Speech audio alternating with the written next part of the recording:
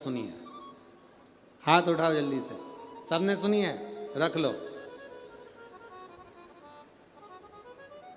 कितने अध्याय होते हैं? 5। पहले अध्याय में वर्णन आता है, एक ब्राह्मण ने सत्यनारायण भगवान की कथा सुनी, फिर करी। बोलो सही है कि गलत? दूसरे अध्याय में वर्णन आता है, लक्कड़हारे ने कथा सुनी, करी। तीसरे में भी आता है, साहूकार की पत्नी ने कथा का स्मरण सुना, किया। पूरे अध्याय में वर्णन आता है कि सत्यनारायण की कथा सुनी, कथा सुनी, कथा सुनी, पर 5 अध्याय में कहीं नहीं आता कि कथा थी कौन सी जो 5 स्कंद में सुनी थी। बोलो सही है? अरे बोलो तो जम के।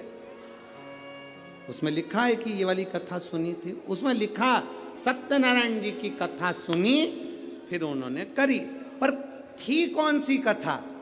तो ये कथा थी जो ब्रह्मा और भगवान विष्णु के सामने घर्षण कर कर शिवलिंग की उत्पत्ति हुई और भगवान लक्ष्मी नारायण ने सामने खड़े होकर कह दिया, शिव के चरण नहीं मिले, सत्य बोल दिए, इसलिए सत्यनारायण कथा प्रकट हो।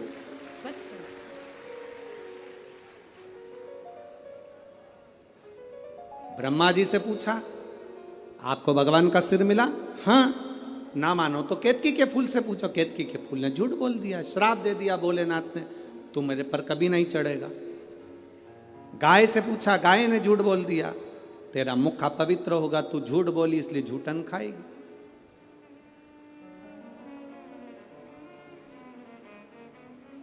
ब्रह्मा ने झूठ बोला तो उनका सिर कट गया, कर्मनाशा नदी प्रकट हो गई,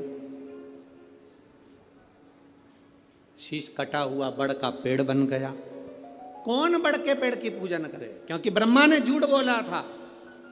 तब भगवान नारायण ने कहा कि इस बड़ के पेड़ की कोई पूजन नहीं करेगा, लोग इससे नफरत करेंगे, आप कृपा कर दो। तब भगवान शंकर बड़ के पेड़ के नीचे एक लिंग की आकृति में विराजमान हो गए। शिव जी का नाम बटकेश्वर महादेव पड़ गया। बटकेश्वर,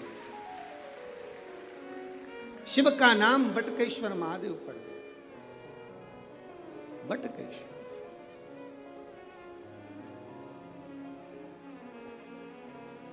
ब्रह्मा जी ने क्षमा याचना करी,